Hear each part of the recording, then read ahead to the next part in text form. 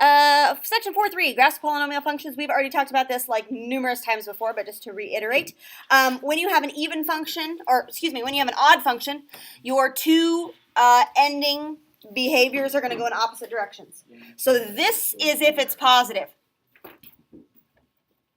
If your odd function is positive, it's going to look like that. If your odd function is negative, it will do something like this. I don't know, and go downhill as it's going. Okay. So that is x to the third power, x to the fifth power, x to the seventh power. Any odd function will take that behavior. Any even function will look similar to this. So it will either be up and up or down and down. This is for positive. This is for negative. Okay. And you guys know that, right? Shake your head, yes, yes, okay.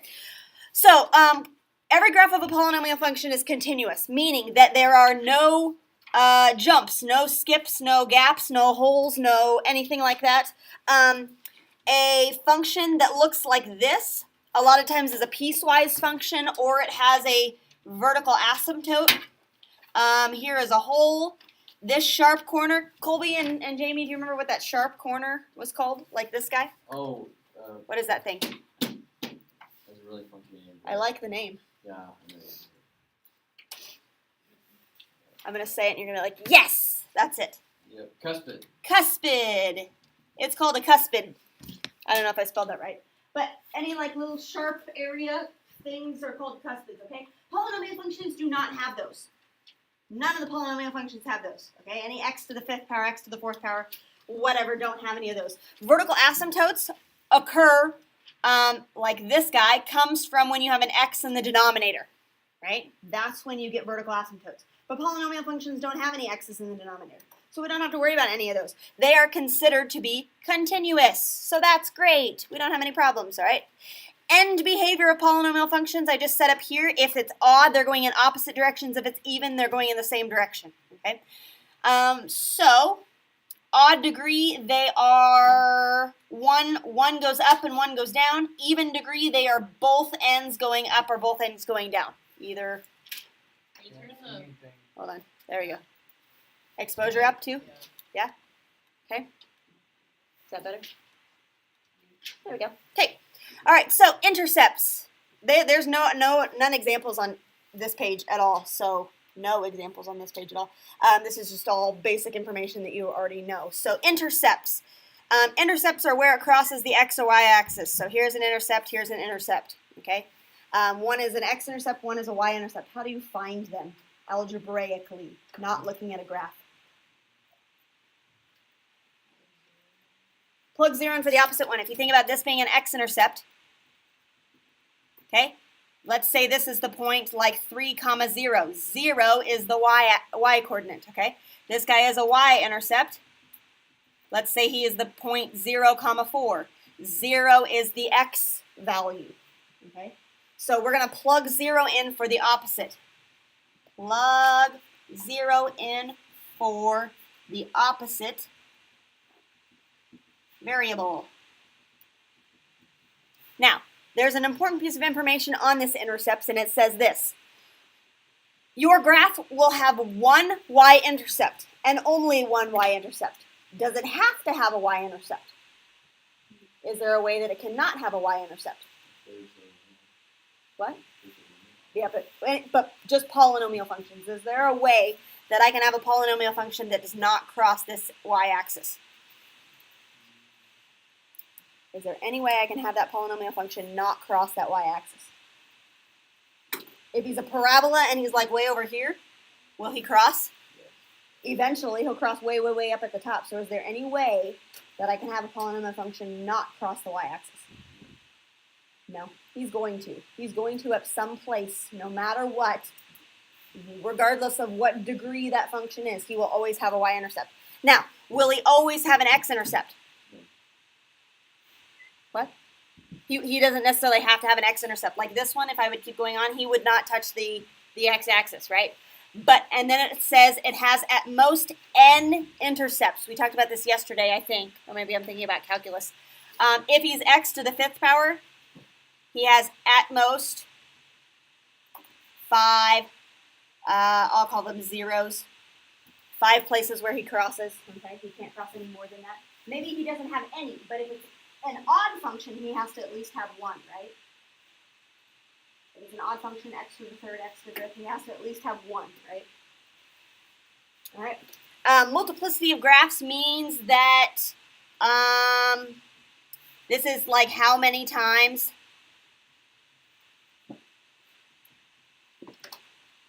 a zero occurs. Okay. So like the example that we did on the homework where it had like something like x squared times blah, blah, blah else or whatever set equal to 0. Okay. What we did was we said x squared equals 0. Okay. And then whatever we did factored down this, we figured that answer. But x squared equals 0 and you take the square root. So basically it's like saying plus and minus 0, which is the same value. X equals 0 is the answer, and that has multiplicity of 2 because it shows up as an answer twice. Okay, it's taking away 2 of my x's. 0 is an answer to 2 of those x's. So that one has multiplicity of 2. Okay? All right, backside. They have this guy factored down, ready to go for you, which is nice. We don't have to do it ourselves. Woohoo! Find the zeros and then state the multiplicity of each. So x equals, x equals, x equals. There are 3 of them, okay? If I set x plus 1 squared equal to 0, basically, I take the square root, and then I subtract 1, right? The square root of 0 minus 1 is just negative 1, right? Okay, you can basically just look up in the factored form here and say, hey, that's got to be negative 1. What's the middle one have to be? Positive 2. What's the third one have to be? Positive 3, okay? Now, let's talk about multiplicity of each. Multiplicity of each, okay? Actually, before we do multiplicity, if I would multiply those all back together, don't do it, but if I would multiply those back together, what would the degree of this polynomial be? What would like the highest exponent be?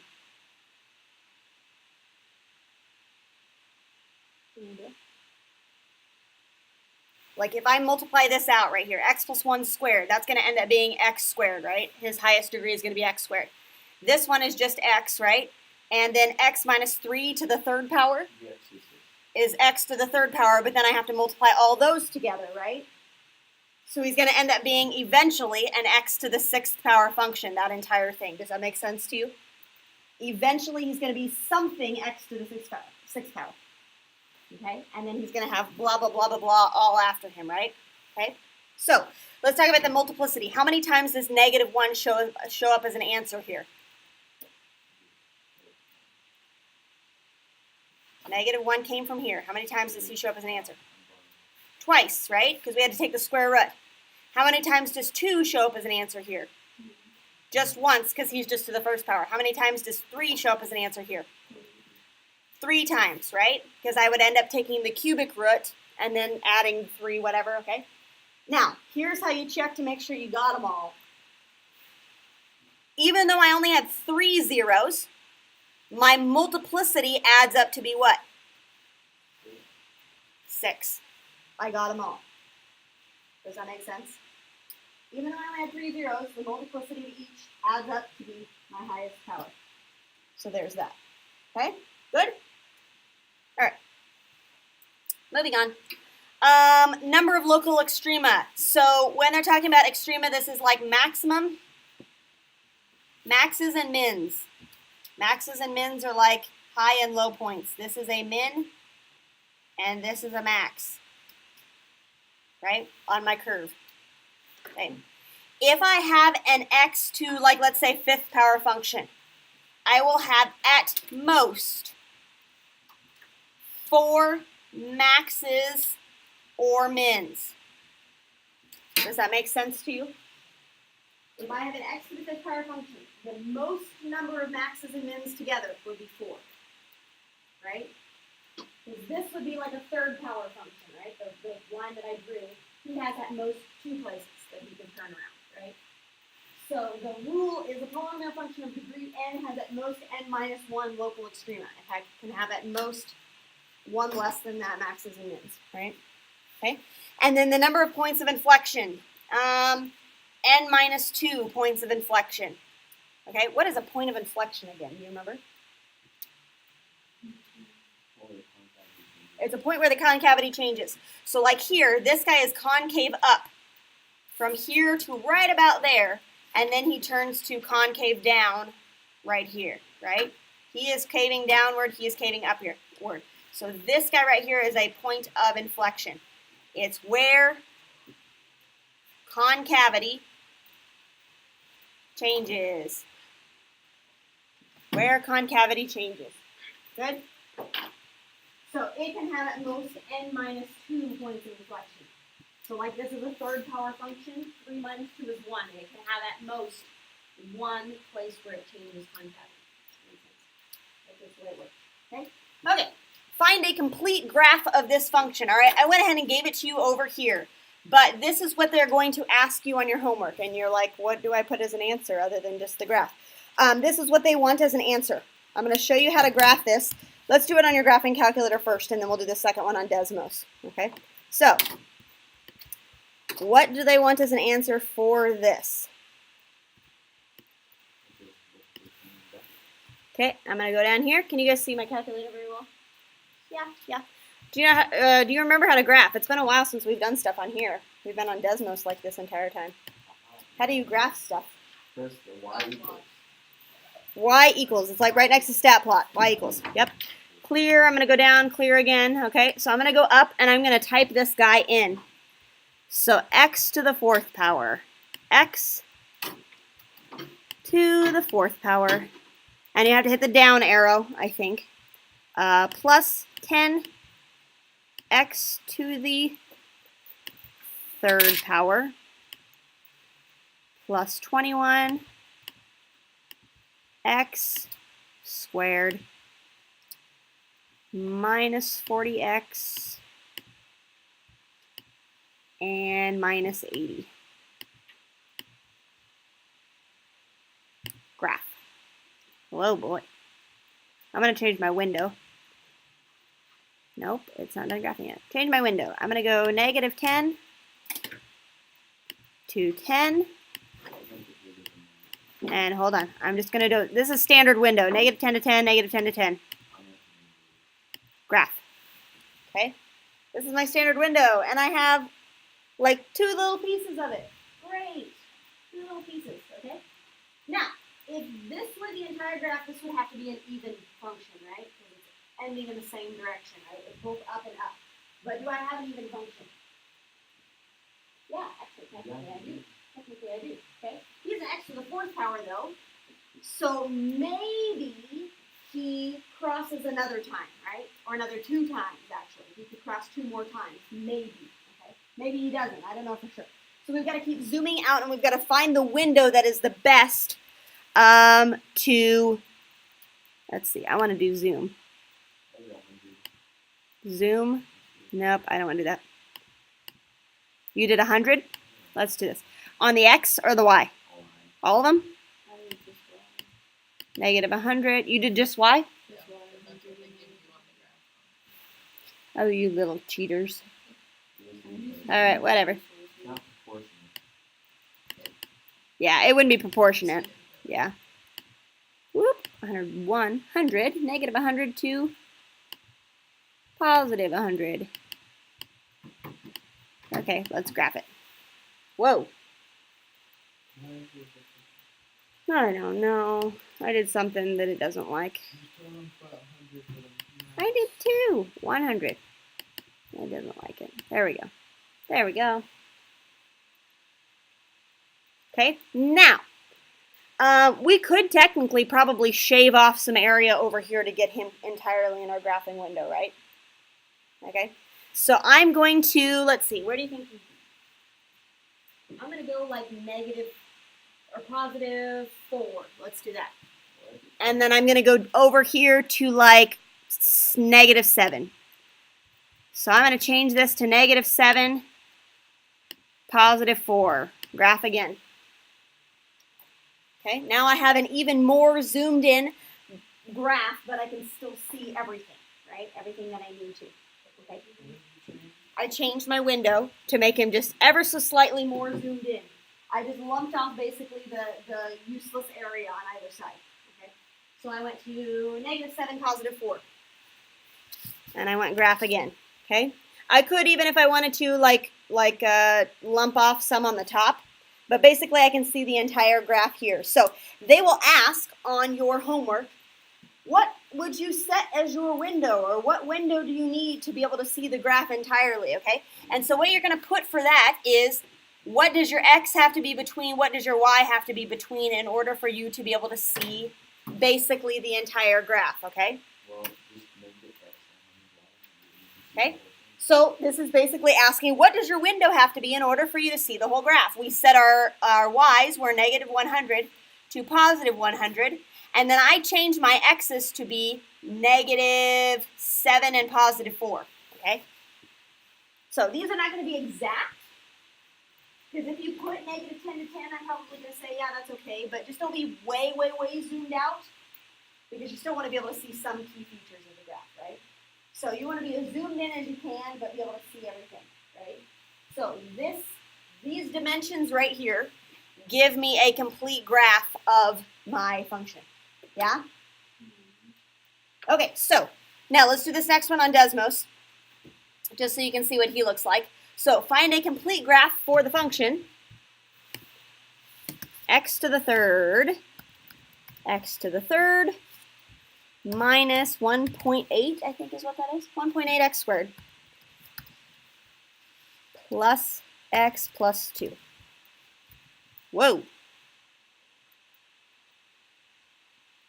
I'm zooming way, way, way out, and it looks like a straight line. Yee. There we go. Okay, so if I were to create a window on here to be able to see all of the key, first of all, is this showing everything that I need, every important feature of the graph that I need? Is that what an x to the third power should look like, or does it come back down on the right side, or am I missing anything? No, no. Okay, so what would you set your window as so you can see this zoomed up really nice? Kind of basically what it's on right now, right? Would technically work. What would you say?